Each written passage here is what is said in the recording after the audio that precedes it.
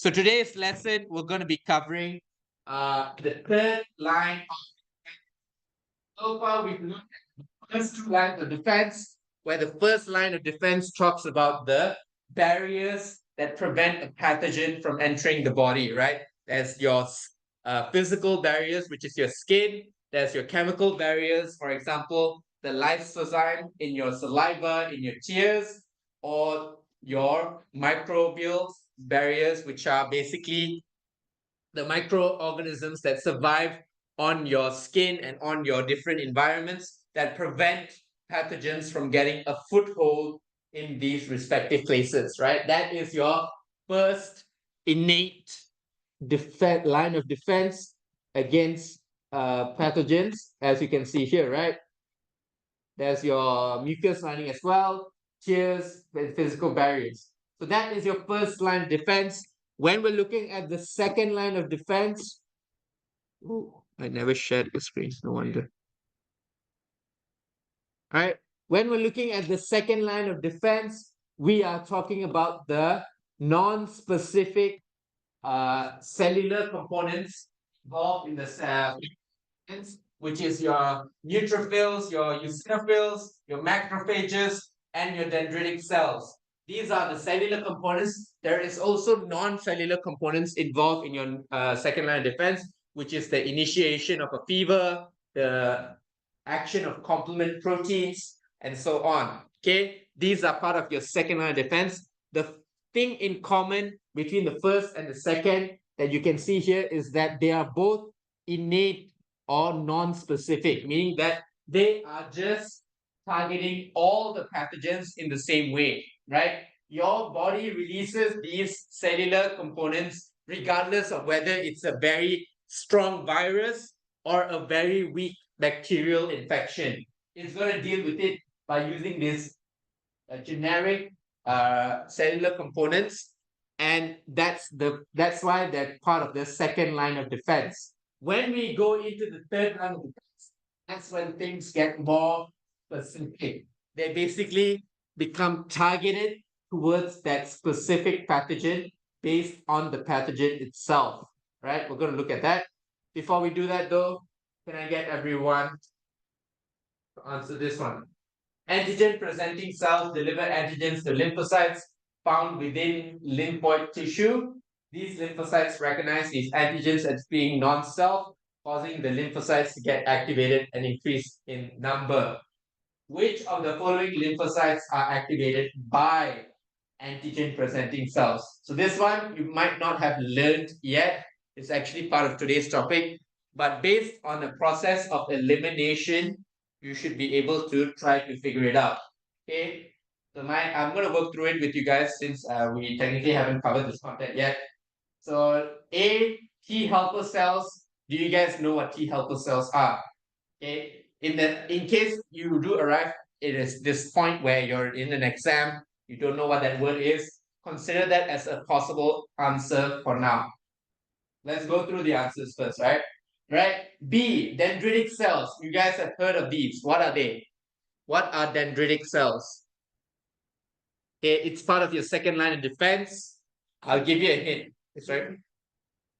They carry phagocytes. They carry out phagocytosis, meaning that they swallow their enemies whole, right? And then they digest them. Another thing that's unique about dendritic cells is that they are also antigen presenting cells. But the question here is, which of the following lymphocytes are activated by these antigen presenting cells? So if they are activated by these cells, the answer cannot be themselves, right? So that in that way, all antigen presenting cells are eliminated from the answer, right? That's B and also D, right? B and D, correct. B will be eliminated. D is not even an antigen presenting cell, so that's already eliminated anyway. C and A are the only possible answers, and that's where you arrive at a crossroads. You'll try to use your own knowledge, but essentially, unless we've actually learned this topic, you guys won't be able to answer that question. The answer is actually A. So let me, we're going to get through this very quickly, but essentially T helper cells are the mediator between the second line of defense and the third line of defense, right? When the second line of defense is trying to signal the third line of defense, we're not enough. We need more. We need more advanced weaponry. Sorry, not weaponry. We need more advanced systems to take the fight to the pathogen. T helper cells are the mediators that pass on that message, right? The second line of defense informs the T helper cell, and the T helper cell then signals all the third line defense mechanisms to get activated. Right? So today's lesson we're going to look at specifically the third line of defense. It is an adaptive immune response, meaning that it's specific to the pathogen, right? The way the third line of defense works is that each pathogen triggers a specific third line of defense because they are specific to the pathogen itself, right? If it's a bacterial infection, the third line of defense will not just get activated for for a bacterial infection, but specifically for that bacteria, right? It's not just about what type of pathogen, it's what is that pathogen? Is it Streptococcus aureus? Is it COVID? Is it some unknown disease that exists somewhere out there? No matter what, it will trigger a specific response in our body, right? So you might ask yourself, how is our body able to find out, no matter what the disease is able to trigger a response based on that? That has to do with the way our third line of defense is programmed and maintained. It's basically our body has the capability of fighting back against almost basically all pathogens. It's just whether we are able to win or not. That's the thing that decides whether we live or not. But our body has the blueprints to be able to fight back for all pathogens.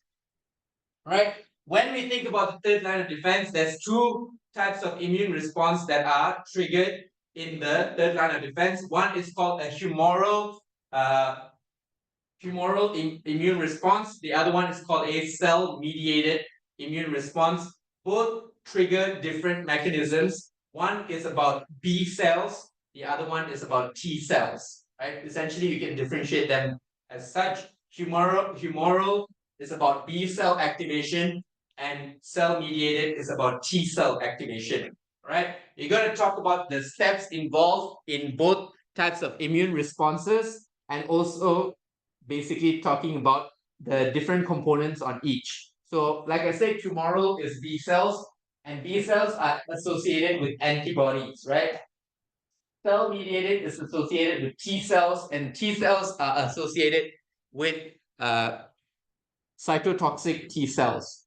So obviously T cells are associated with T cells, so that one's more obvious. But there's one that's not as obvious, is that humoral immune response is under B cells, and B cells trigger antibodies. So associate the idea of antibodies with B cells and those two together with the humoral immune response, and you'll know what that means.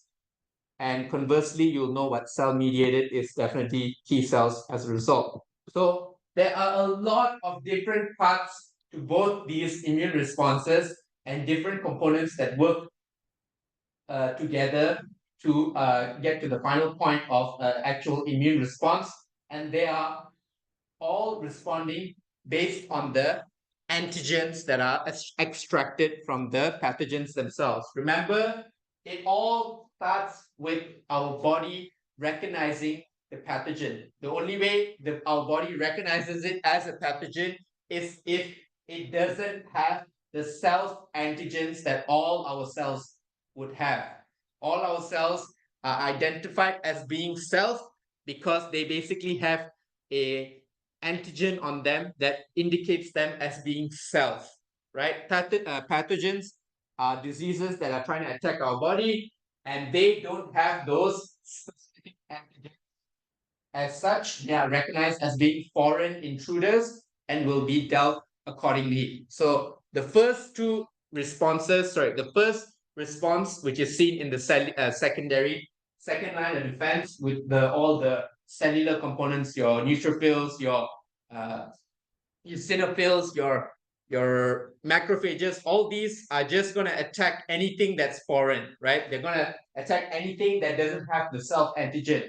But the two specific antigen presenting cells, which are macrophages and dendritic cells, they will go above and beyond. They won't just phagocyte the pathogens, they will also take those antigens from them and go and try to find the mediator of the third line of defense, which is the T helper cell. Once they find the T helper cell, they will activate the T helper cell, and thus the third line of defense starts to come into play. Like I said, the entire third line of defense is very dense with a lot of different words, a lot of different ideas. So I'm sorry to say this, but it's going to be very dense with new words. But when you break it down into actually what's happening, it's actually very similar with a certain something that we've learned, right? Remember how complementary proteins are important. They need to find complementary proteins and bind together, then only they get activated. That idea is going to apply heavily on this topic, right? So let's paint a picture situation where the third line of defense is going to get activated. So essentially, we are in a situation where pathogens have been able to break through the first line of defense, break through our physical barrier or chemical barrier or microbial barrier. They're able to pierce through it, and as a result, they're inside your body where it's actually dangerous for them to be in there, right? That's basically here. They've basically gotten into the body, they've pierced the barrier, and they're inside already. This is when your second line of defense is activated, right? Your leukocytes, your non-specific leukocytes like your neutrophils, your eosinophils, your macrophages, your dendritic cells, they all rush to the scene to try to help quell the situation, right? They are fighting as hard as they can.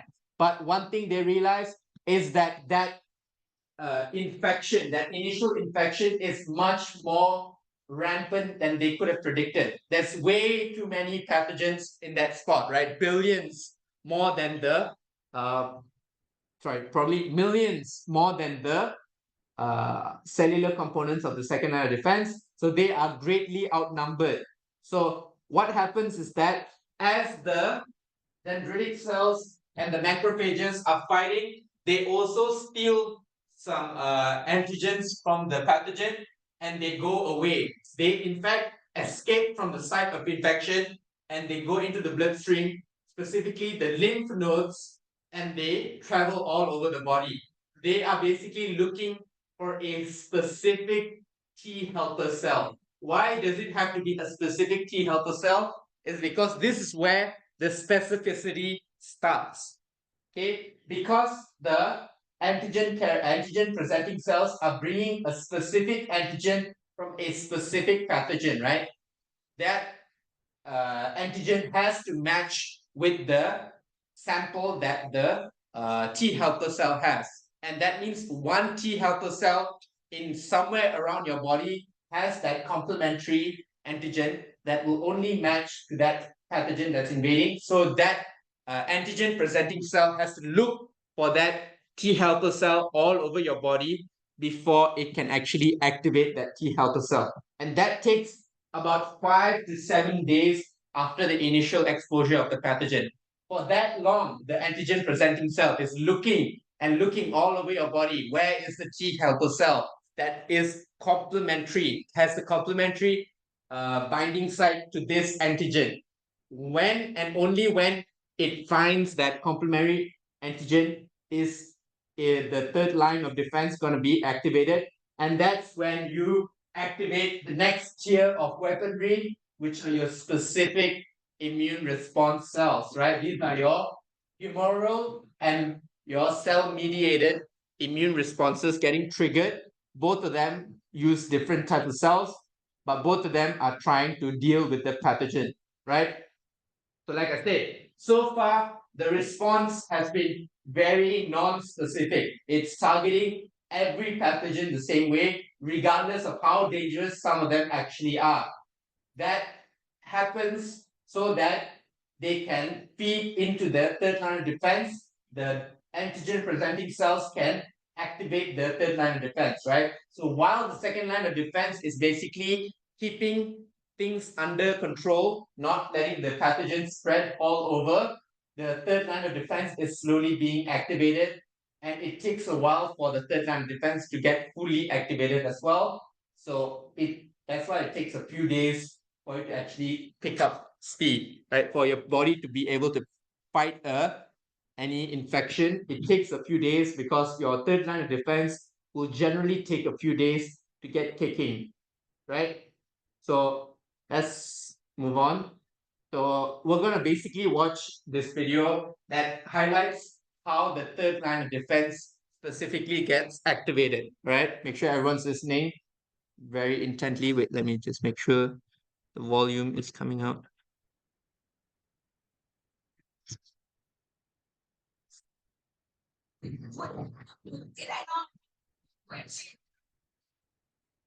Yeah.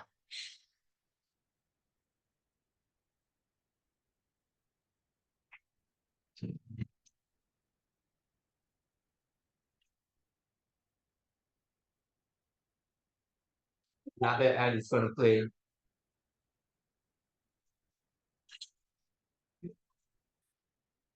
Another ad is going to play.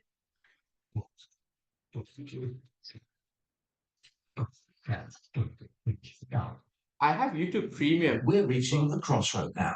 If things go well, your first line of defense kills the invaders quickly. But sometimes the enemies are too strong and would overwhelm your defenses. By the way, when this video says the first line of defense, they're actually meaning the second line. Usually the first line of defense isn't being mentioned when you're fighting pathogens, because the whole point of the first line is to prevent them from coming in, right? They're not fighting the pathogens, they're just acting as a wall, not letting the pathogen get in.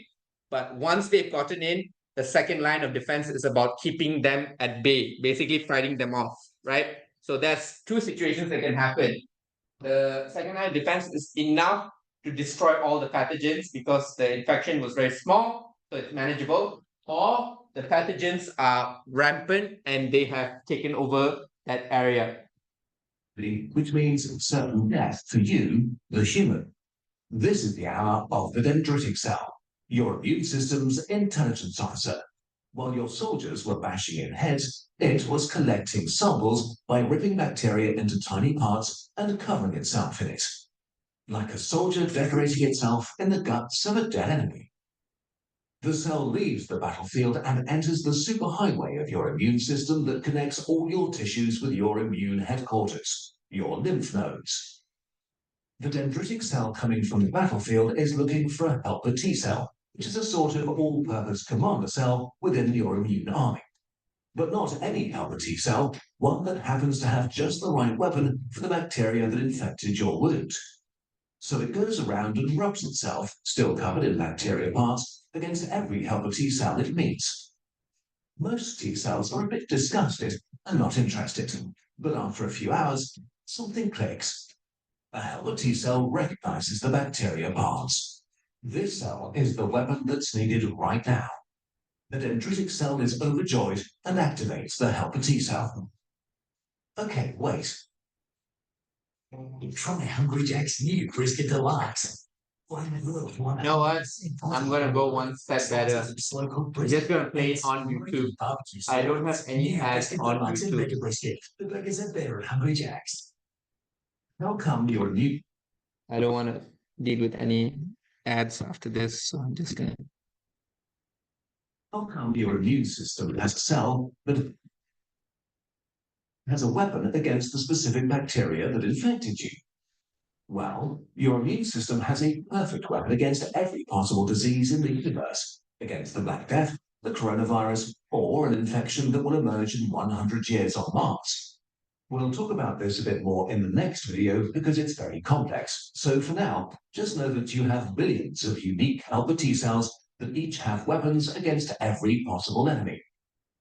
After the right T cell is activated, your second line of defense awakes and rises like a teenager that needs to get up on a school day, very slowly. Your heavy weapons are incredibly effective, but they're not fast. The activated helper T cell begins to clone itself over and over again. One becomes two, two become four, until there are thousands of them. Now they split into two groups. So here's an important point, right? The fact that the T helper cells split into two groups. Why this happens is actually basically why there's two different pathways for the third line of defense. One group is going to activate the humoral immune response, while the other is going to focus on the cell-mediated immune response. So T helper cells, so let me play it down so far, right? Antigen-presenting cells at the site of infection phagocyte the pathogens. Then they take the antigens from the pathogen, presented on their MHC class 2 markers, which are specific for pathogen presentation. Then they go back into the body, start looking for the helper T cell. That is the mediator between your second line and third line of defense, right? Once that helper T cell is activated based on the complementary antigen, that helper T cell takes a while to activate itself, to actually get going, and then it will reproduce massively and then split into two groups. One will go towards humoral immunity, and the other will go towards self-mediated. Quickly moves to help out your soldiers. At the battlefield, things are getting out of hand. A tired macrophage is ready to give up. After fighting for days, it just wants to go to sleep, like many of its buddies have done already. But now the helper T cells arrive. One of them comes to the tired macrophage and whispers something using special chemical signals. In a heartbeat, the demoralized soldier feels fresh again. But there's something else. A hot, white anger. The macrophage knows what it needs to do. Kill. Invigorated, it throws itself against the enemies once again. All over the battlefield, this begins to happen. Meanwhile, the second. So what you just witnessed, technically this is part of the cell-mediated immune response, but there's also other elements to it that are much more important to be discussed. For example, the cell-mediated response also will find infected cells and program and tell those cells you are carrying markers or antigens that are similar to the pathogen itself. So you are definitely infected. It's like a game of mafia, right? The cell goes around looking for those cells that are already infected by the pathogen.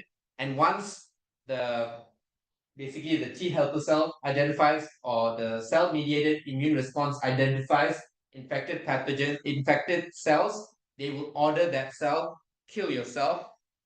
In other words, consider apoptosis, and it will actually do it because it's basically going to listen to the instructions of its own cell. That is part of the cell-mediated. So this next one, right? This is the humoral B cells, your antibody factories. Antibodies are protein superweapons that look like tiny crabs with two pincers to grab enemies. Just like the helper T cells, there are B cells in your body that are able to make just the right antibodies for every possible enemy. And the helper T cell is looking for exactly these B cells. After a day or two, the right B cell is found and begins to clone itself. As soon as enough clones have been made, each B cell begins pumping out up to 2,000 antibodies per second. About a week after you injured yourself and bacteria invaded, your second line of defense finally arrives in full force. The tiny army begins to saturate the battlefield, pinching and stunning desperate bacteria. The antibodies clump them together and make them unable to move or fight, while your soldiers massacre the defenseless victims. The tide is turning fast. As the last enemies are cleaned up, your soldiers realize they are no longer needed and begin to kill themselves to save resources. But not all of them. A few helper T cells remain and turn into memory cells. They will guard the tissue for years, making sure the same bacteria will never again gain a foothold here. Similarly, a few B cells will stay alive and keep producing a low amount of antibodies, making you immune against this bacteria, maybe for the rest of your life. One day you wake up and notice that the wound has grown over and left nothing but a faint red mark. you were completely unaware of the drama your cells had to deal with. For you, the whole ordeal was a slight annoyance, while for millions of cells, it was a desperate fight for life and death. So, of course, this video does do a lot of help in helping you understand the idea, but there's definitely a lot more detail to it than what the video had to go into. Fortunately, we're bio students and we will go into the details ourselves, right? So far, like we said, it all starts with the antigen presenting cells, right? They need to bring those antigens to the mediator, which is the T helper cell. So the first cell to get triggered under the third line of defense will be the T helper cell, and that is through the action of the antigen presenting cells. So these antigen presenting cells will first, let me show that picture, will basically break down any pathogen, will basically break it down and then present the antigens from the pathogen on its MHC class 2 molecule or marker, right? This is basically specifically used to present antigens of the pathogen for other immune cells to read, right? Basically, that's specifically why the class 2 marker even exists. The class 1 marker is used for self-identification. To say I am a cell, or otherwise, that's the class 1 MAC marker. But the class 2 MAC marker is to present pathogen antigens to trigger an immune response. Okay? So when that happens, when the antigen presenting cell, which are your macrophages and your dendritic cells, make sure you know that there's only those two phagocytes that can actually present antigens. The third one, which is your neutrophils, do not actually present antigens on their surface. Okay. So when they are looking for the helper T helper cell, they're looking for a very specific T helper cell that has a complementary receptor for the antigen that the APC is carrying. Remember that the antigen it's carrying is specific to the pathogen, right? If the pathogen has antigen A, then it will present antigen A on its MHC class 2 marker and look for a helper T cell that has a antigen receptor that is complementary to antigen A, right? So this is the body's way of determining what pathogen is infecting you, right?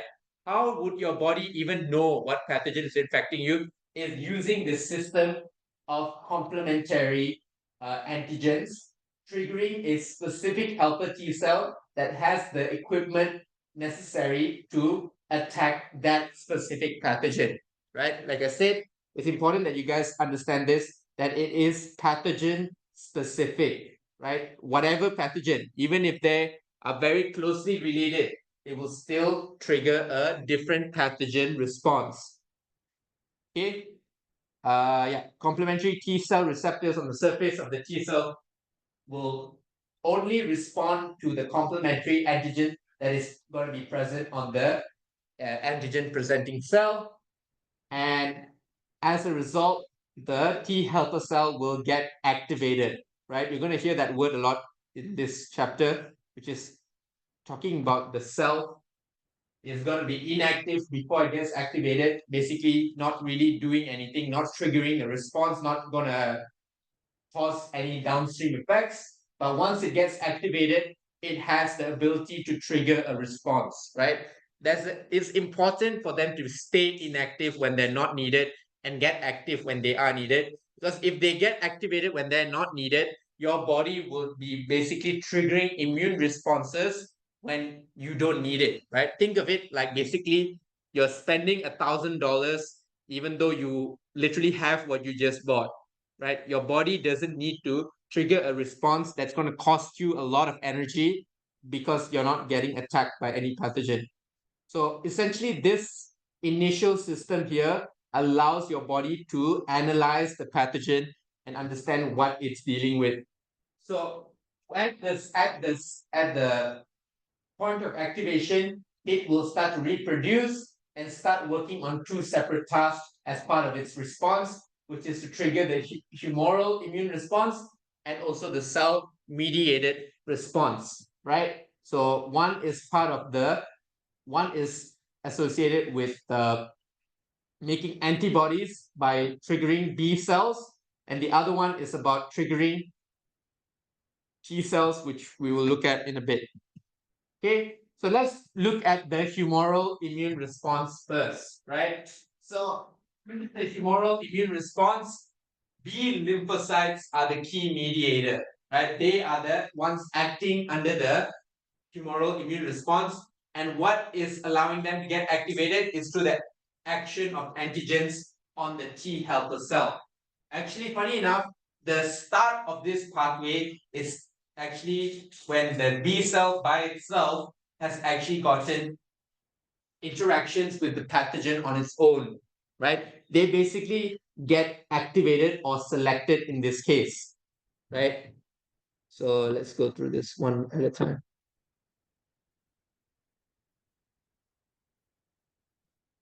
The pictures inside are important too. All right.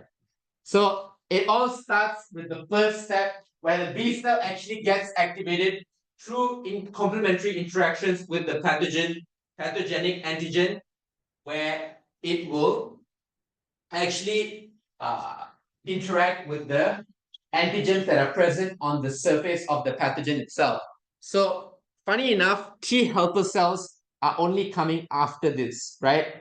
For a B cell to actually get fully activated, there's two things that need to happen. Right? One is that it needs to get triggered by the pathogen itself, the antigens that the pathogen is carrying. Then it gets activated. That's considered as clonal selection, right? But only when the T helper cell that is already activated comes and finds the B cell, then only the second part of the activation happens, where the T helper cell produces something known as cytokines, which triggers the response from the B cell, right? So essentially, there's a double layer of security to make sure that the B cell doesn't start doing anything crazy, such that it needs to first get activated by the pathogen itself. Then another level of activation needs to happen by the T helper cell, right? So the T helper cell will find this selected B cell using the fact that it has that complementary antigen that triggers the B cell. And then once it found that complementary B cell, it will start producing something known as cytokines, which trigger the clonal expansion. Clonal meaning is that clones, right? Because the B cell is cloning itself. That's why it's calling itself as clonal expansion, right? Clonal selection, selecting the clone of a B cell that is specific to the pathogen. Clonal expansion is basically causing that causing that B cell to reproduce reproduce in excessive amounts. And then once it's reproduced, it differentiates into two types of cells, right? One will be called the plasma cell, and the other one is called the B memory cell. The plasma cell are the soldiers that will produce antibodies to fight off the pathogen, whereas the B memory cells are going to be related to something else later on that we're going to look at, right? So what your focus should be is more towards the plasma cells right now. And these plasma cells will be in charge of the production and release of antibodies to defend against that specific pathogen. So how do we know that these antibodies will work for that pathogen? It's all the way back to the top, right? Remember that these B cells, there are millions of them in your body. Each of them are specific to each pathogen, and they will only get activated by the specific pathogen they are programmed to fight.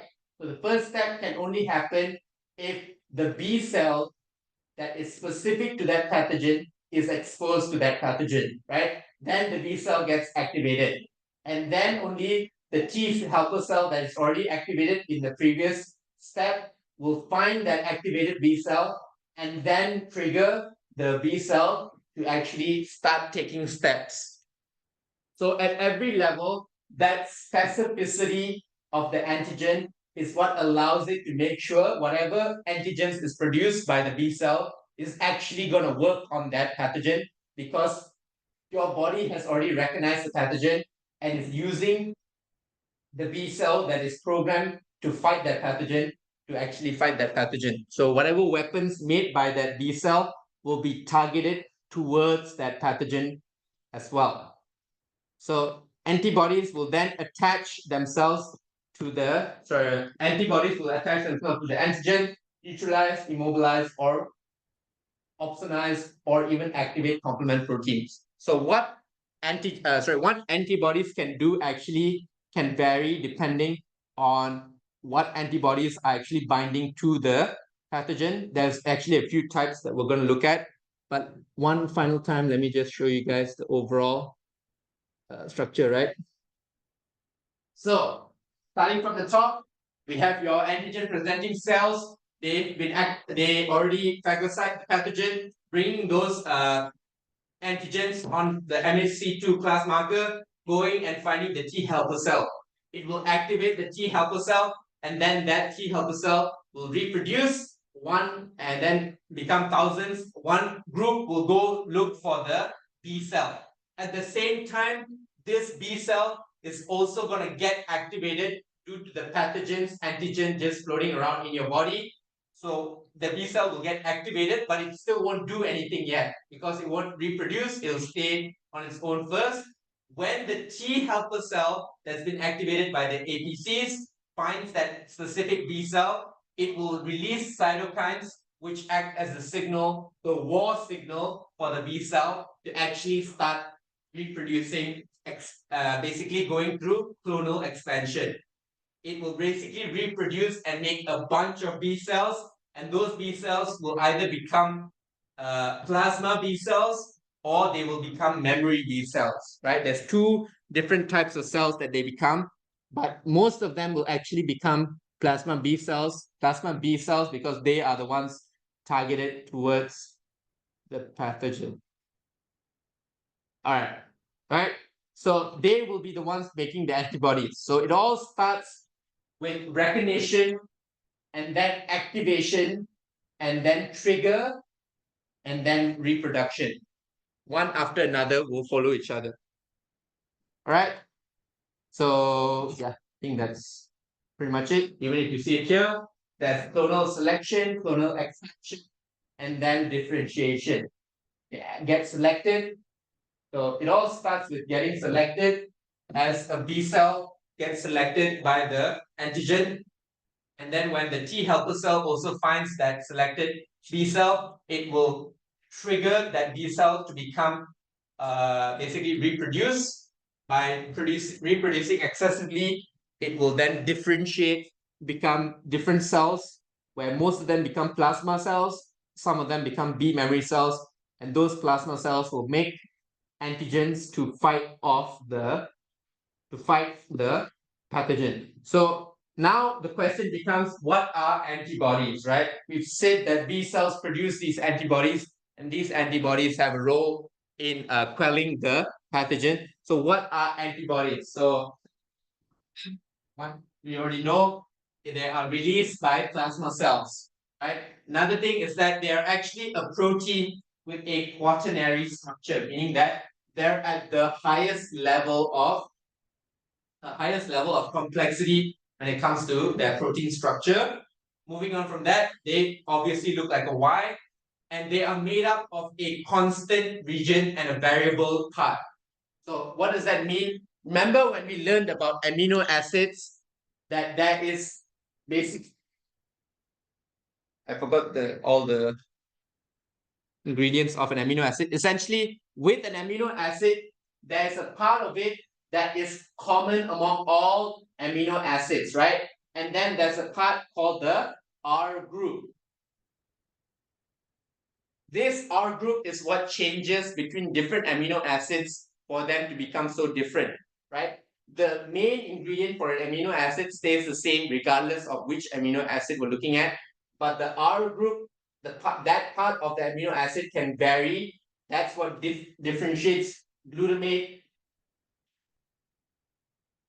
from Can someone name me an amino acid? Aspartic acid, sure. So between these two different amino acids, the only thing that's different is that R group. That is the variable part, right?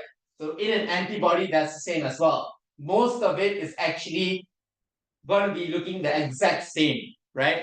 And then there's that variable part that actually changes between the different antibodies, right? So the variable part is just this part over here, right? The part that you can see highlighted with the yellow box. This part is what is variable.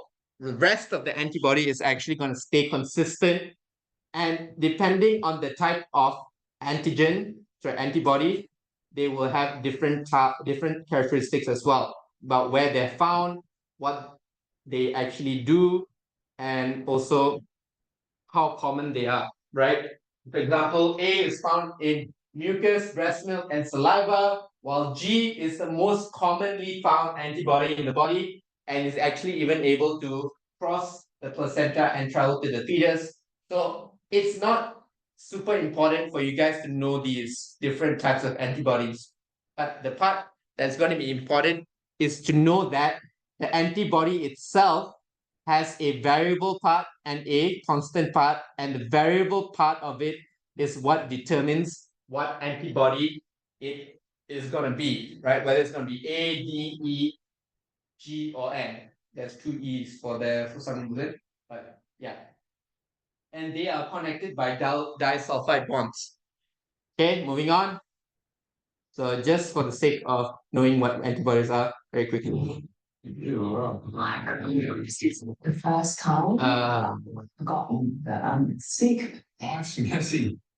I have no idea what's ahead. What I'm ready for. If this is the first time you've heard about antibodies, you may not know how important they are. Antibodies are one of the warriors inside our body, helping us fight off nasty invading particles.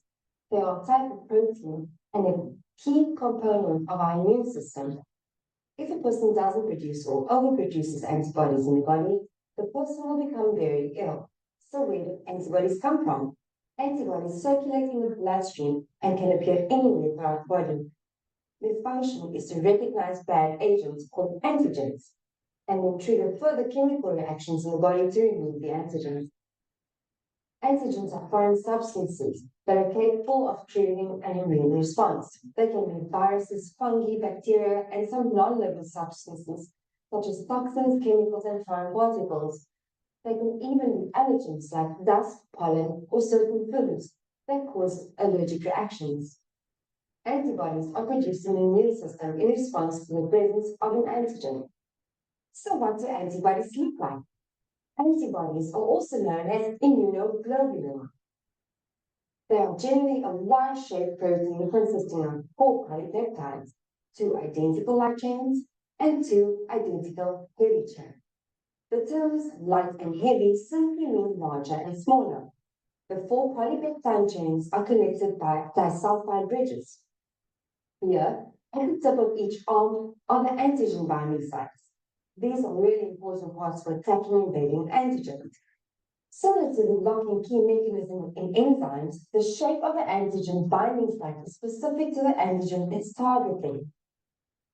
If part of the antigen fits into the antigen binding site, the antibody recognizes the foreign antigen and binds it in.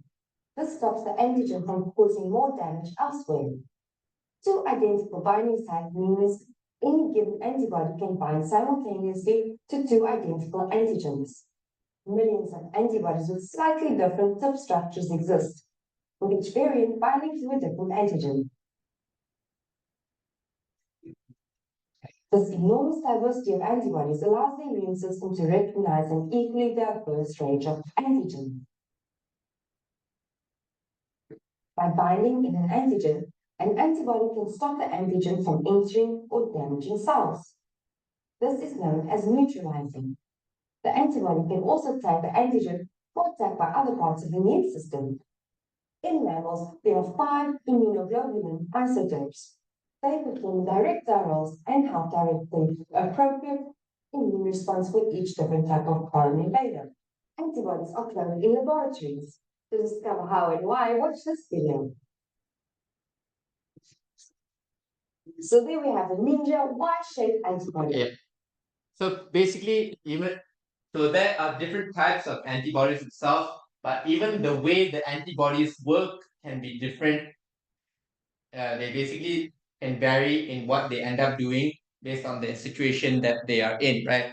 It's not like different antibodies would only do different things. It's more like different antibodies will end up doing different things based on the environment that they are in. So the first thing that they can do is referred to as neutralization, right? This is basically preventing the pathogen from being able to do any harm by just binding to the antigens that are present on the surface of the pathogen, be that a bacteria, virus, or a toxin itself. By binding to the antigens present on the surface, they are preventing the pathogen from being able to do any harm itself.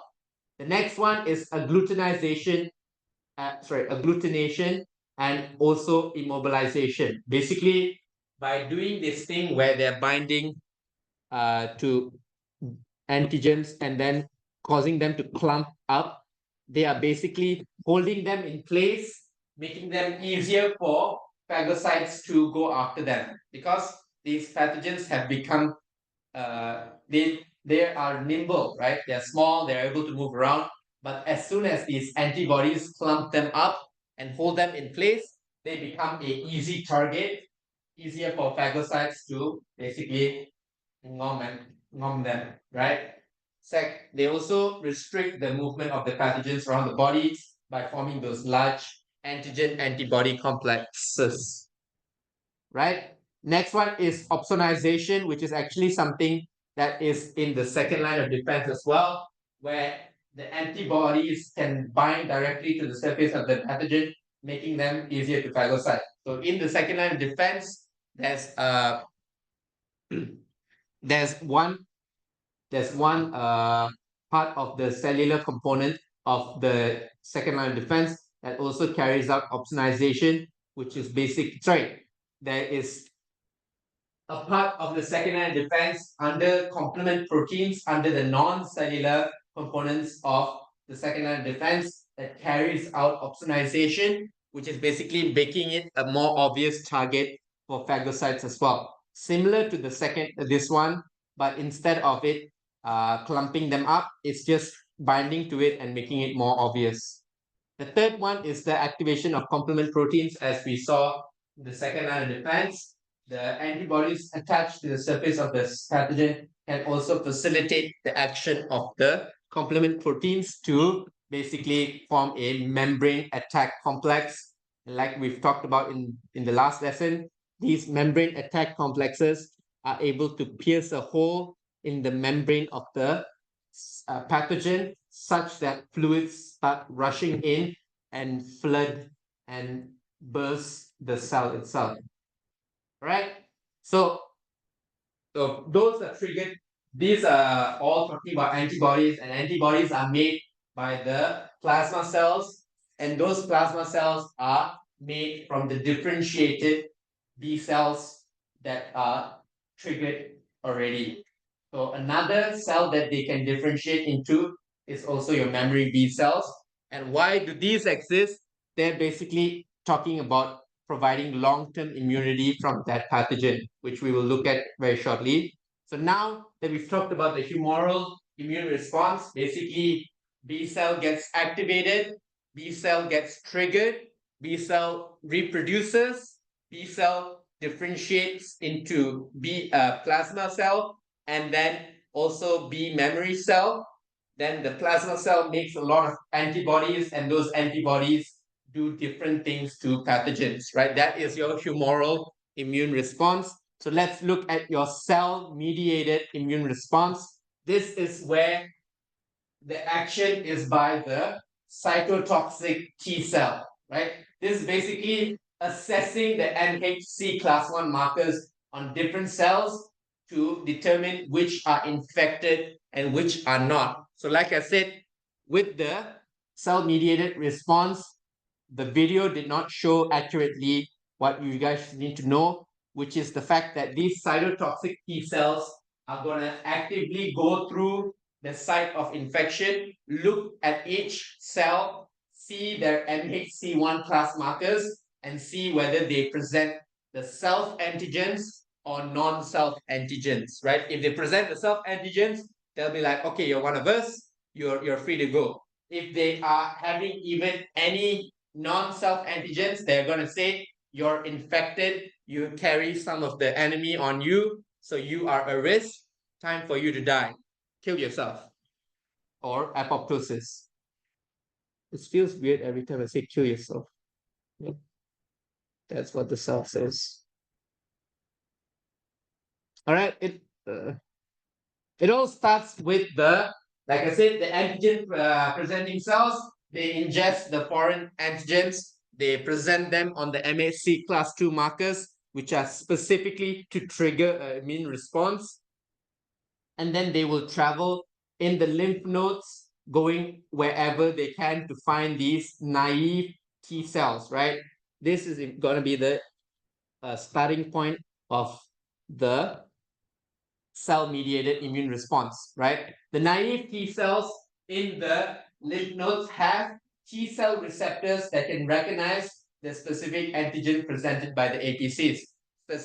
What does that mean? Is that this specific naive T cell will have the complementary T receptors that are going to be complementary to the antigen that is being presented by these antigen presenting cells. So in the same way that there are B cells that are specific to every pathogen, there are also naive T cells that are specific to every pathogen as well.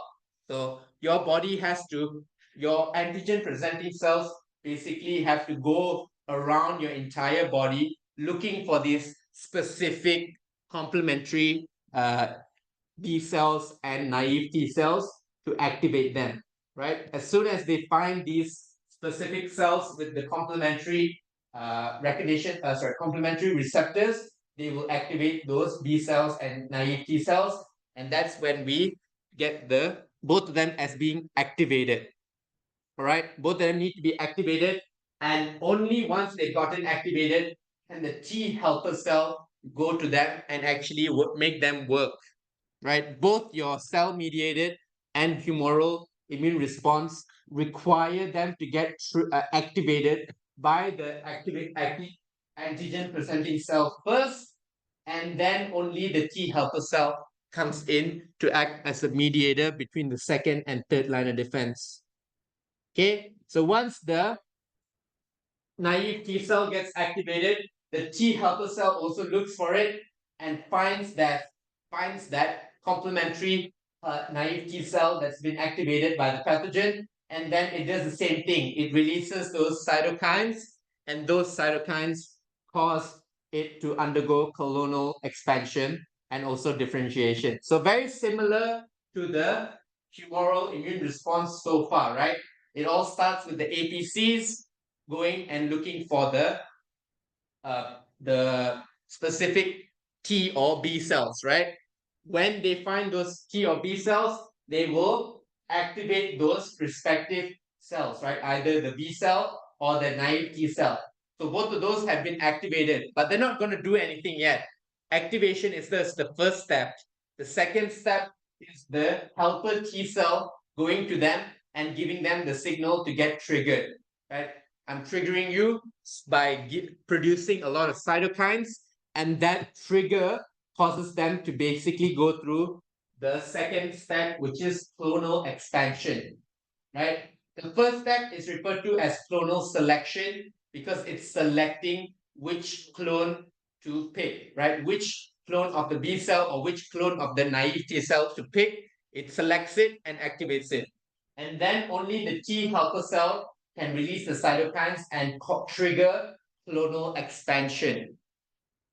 And only after that happens can differentiation happen, where most of these differentiated naive T cells will become cytotoxic T cells, while some of them will become T memory cells.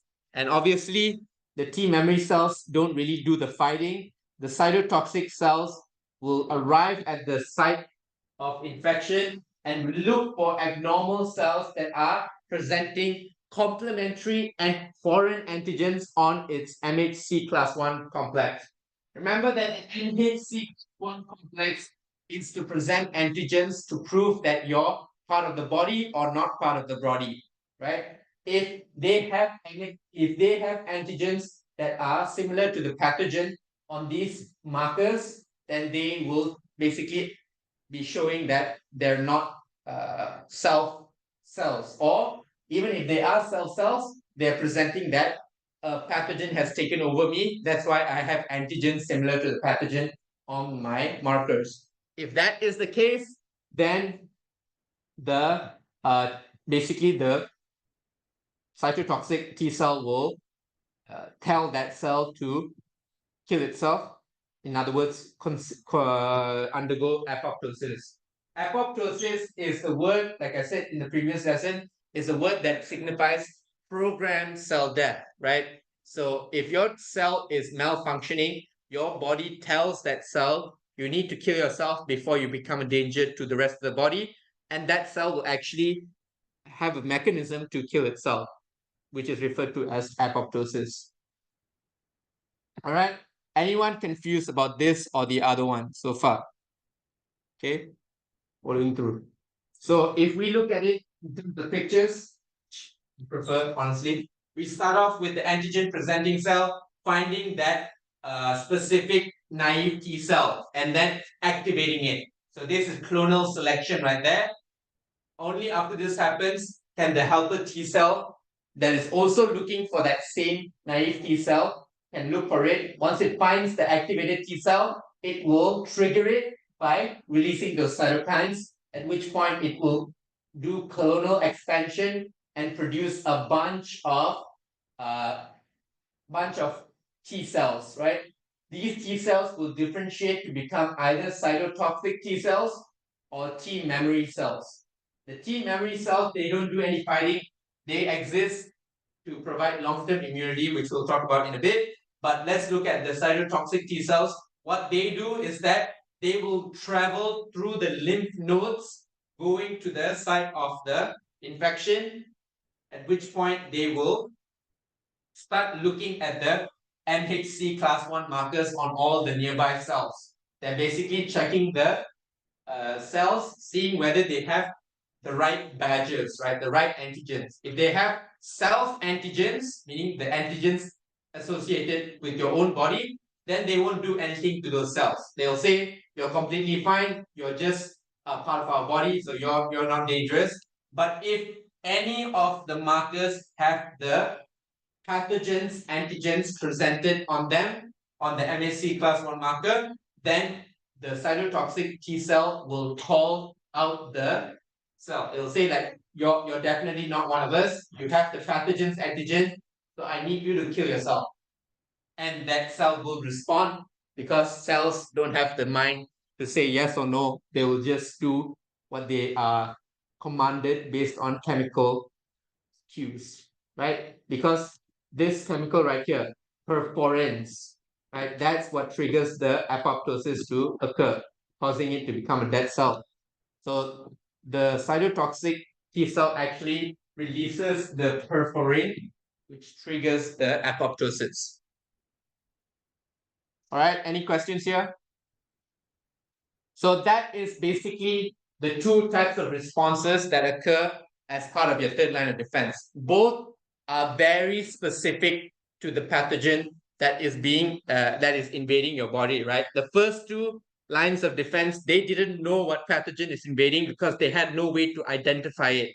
But the third line of defense has a system in place to specifically only get activated by that specific antigen, right? Because of the fact that there are millions and millions of naive T cells in your body, each of them is specified to a specific pathogen, and each of them will only get activated by that specific pathogen that they are suited to, right? So your body is going to be able to identify them using this technique.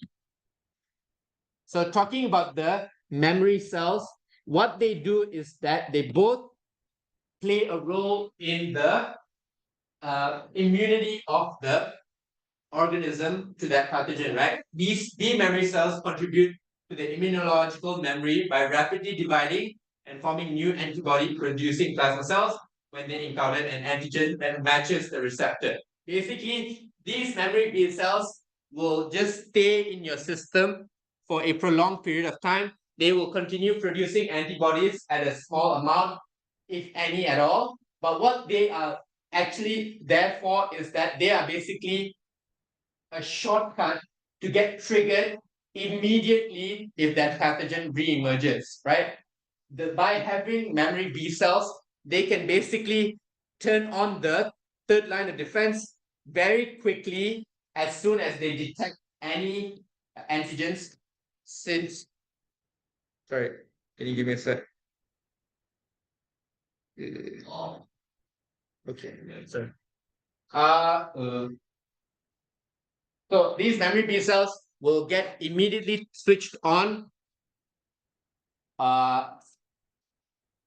Will get immediately switched on if they find any antigens by the pathogen, and they will basically can skip all the other steps involved in the third line of defense and just immediately get activated, immediately start reproducing, and then immediately making antibodies. So that's the benefits of having a memory cell. They are basically a cheat code to activate the immune response much quicker compared to before you have been infected.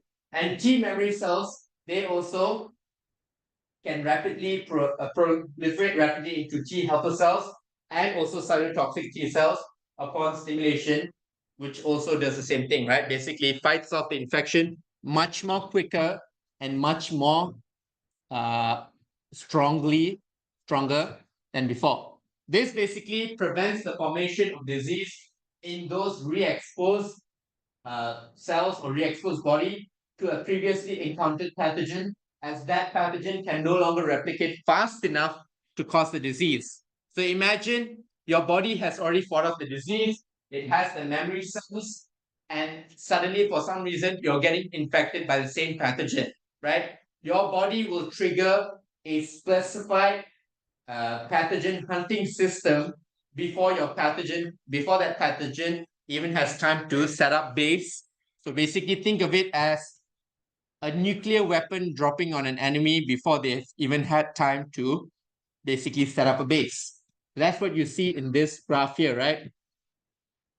So first, basically there are no antibodies in the body for that pathogen. Obviously, first time being exposed, you wouldn't have those antibodies in your body, right?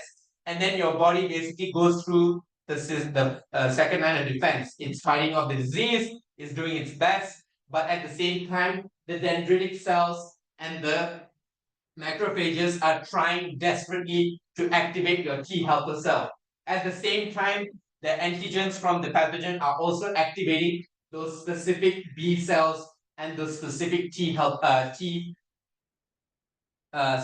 cytosolic T cell as well. And when your T helper cell gets activated, that's when you have your entire third line of response being triggered, right? So your primary immune response, this is basically your body's immune response waking up. Okay, this is the pathogen, we've identified it, time to make some antibodies. So you suddenly have an increase in antibodies, and then your body basically makes enough antibodies to deal with the disease. But if there is a secondary exposure at this point where you have dealt with the disease and the number of antibodies goes down, if your body gets triggered to make more, it will go extreme. It will say that, okay, this is actually dangerous. We're getting reinfected by the same pathogen again. Time to destroy it once and for all. So it will do a secondary immune response with much higher affinity of antibodies. So it's a much stronger and also faster response as a result of the memory cells being present. T and B memory cells, they cause it to be much stronger response and also much quicker response compared to when there was an initial exposure to the actual antibodies being produced. So essentially, let me lay it down as a picture for you guys. So when there's a common cold going through your family, right? There's a reason why you don't get sick again, right? Why someone who's already gotten sick, why they don't get sick with the same disease again? Why doesn't it just keep going around in circles in the family? Because your body basically has the antibodies from the first time it was infected, and every time that pathogen tries to infect your body again, it just triggers a much stronger response, making sure that pathogen doesn't get a foothold at all. And that's about it. Summary.